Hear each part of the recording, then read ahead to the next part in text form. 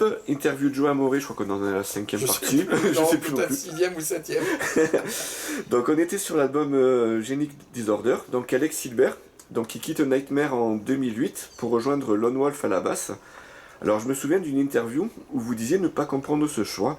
Avec le recul, comment vous analysez cette situation? Avec le recul, je pense que sa décision a été prise lors de cette tournée, cette fameuse tournée. D'accord. Où justement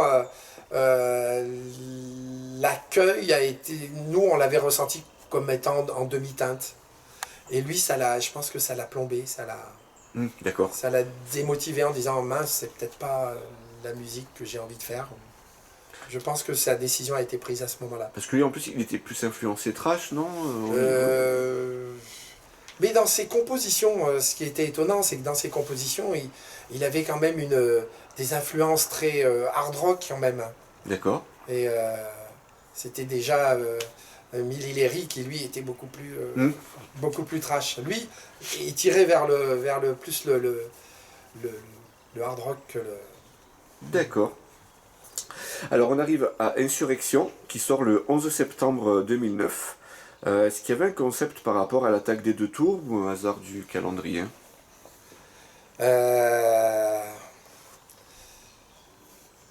Il y a eu, je sais plus.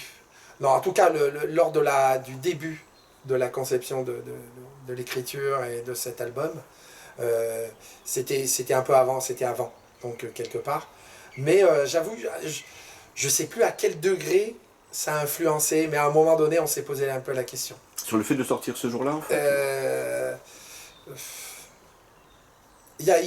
en tout cas, je me souviens, ça fait quelques années, oui. Je me souviens qu'on s'est dit, tiens, il y a quand même il y a quelque chose, quoi, entre, je saurais plus dire qu'est-ce qui a influencé l'autre. D'accord. Mais quelque part, en tout cas.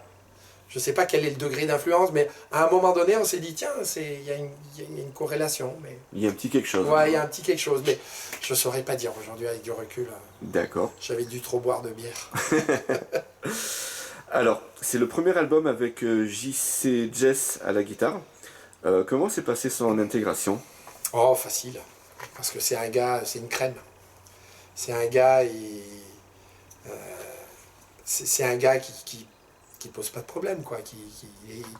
Donc on l'a recruté, bon, déjà pour son niveau de guitare, hein, pour ses prouesses, et donc il s'est intégré très facilement.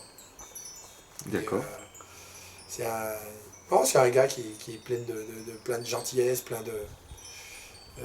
facile à vivre et vraiment très très sympa. Et du coup, il avait participé à la composition ou pas? Non, sur le premier album, non. D'accord. Tout était quasiment complet, complété en tout cas.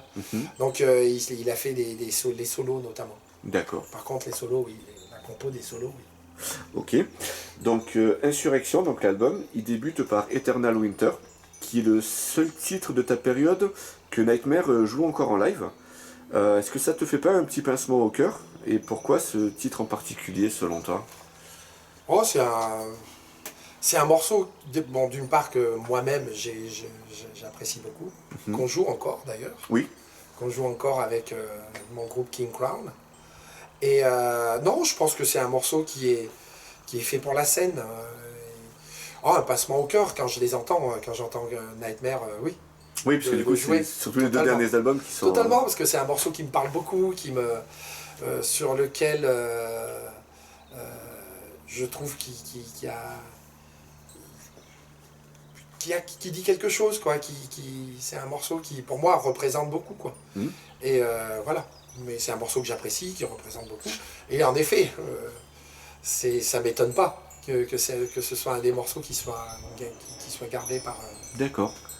Par Nightmare actuellement. Ouais, je me rappelle quand j'ai interviewé Maggie Leuten en mai dernier, elle me disait qu'elle avait passé son audition, donc il y avait ce morceau parmi d'autres, et pareil, elle avait inclus à son concert qu'elle avait fait en solo à Grenoble, parce que pour elle, il lui parlait beaucoup également. Quoi. Je pense que c'est un morceau que les chanteurs apprécient beaucoup, parce que justement,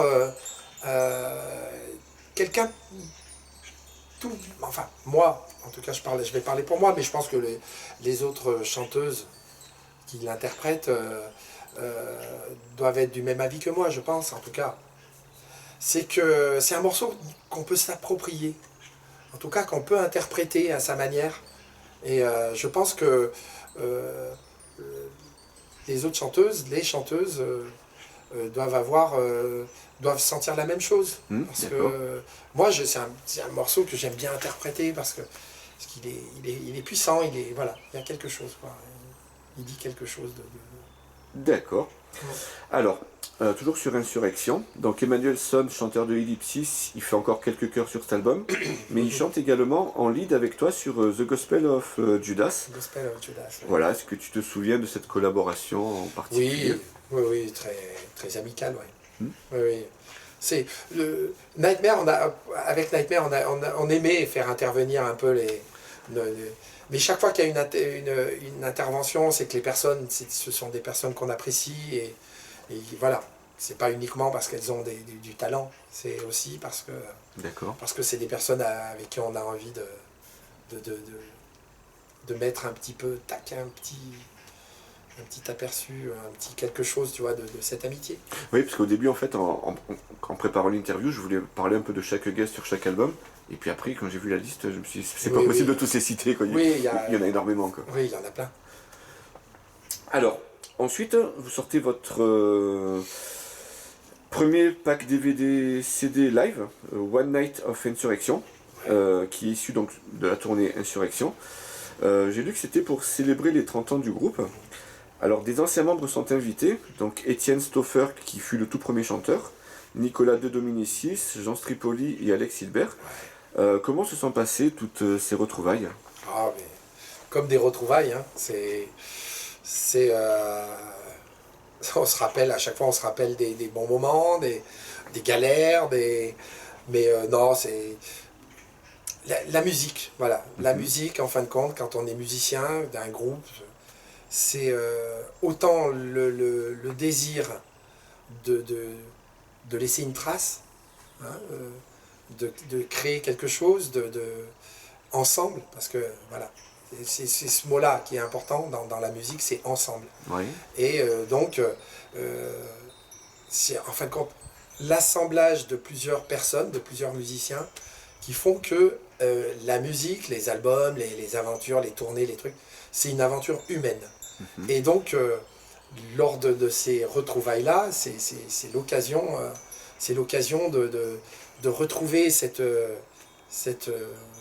enfin, se rappeler en tout cas, et de retrouver une forme de ce plaisir-là d'être ensemble, parce que on a deux vies en fin de compte. Quand on est musicien, on a deux vies. On a la vie de tous les jours et on a la vie musicale. Oui. Voilà. Et d'où l'importance de vivre ça avec des gens qu'on apprécie, et voilà, c'est souvent le cas d'ailleurs. D'accord. C'est très souvent, même toujours. Alors du coup, voilà, ces musiciens en question, ils semblent plus très actifs sur la scène. Est-ce que tu as des nouvelles d'eux, ou est-ce que tu sais s'ils ont des projets? D'accord. Totalement, c'est notamment Janos Tripoli, avec qui j'ai toujours gardé des liens très très proches. C'est un ami que je vois très souvent. D'accord. Et donc oui, en effet, au niveau musical, bon, ils ont toujours leur matériel, ils ont toujours ça leur démange toujours de jouer de la guitare. Je parle de lui, je parle de Nico. Voilà, après, ils ont... Nico, je pense qu'il a encore de l'actualité. Bon, je le vois un peu moins souvent, mais je le vois lors des concerts. D'accord. Et donc, je pense qu'il doit toujours faire de la musique avec en petite formation, en duo, en truc. Donc, c'est des gens qui restent des musiciens, quoi. Ok. Donc, le guitariste JC Jess, il quitte donc déjà le groupe. Pourquoi un départ si tôt? JC Jess, c'est, comme je disais, c'est un gars, c'est une perle. Mais voilà, je pense qu'à un moment donné, moi, je vais parler que pour moi, hein, parce que j'avais un petit peu... on avait abordé le sujet des solos, notamment. D'accord. Sa définition du solo. Ok. Qu'est-ce qu'un solo peut amener à un morceau. Et donc lui avait une définition tout à fait personnelle, bon, qui ne me convenait pas, même aujourd'hui. Lui, c'est un gars bon, c'est pas une critique, hein, c'est juste le fait qu'un avis un peu différent. Donc, lui aime bien la vitesse.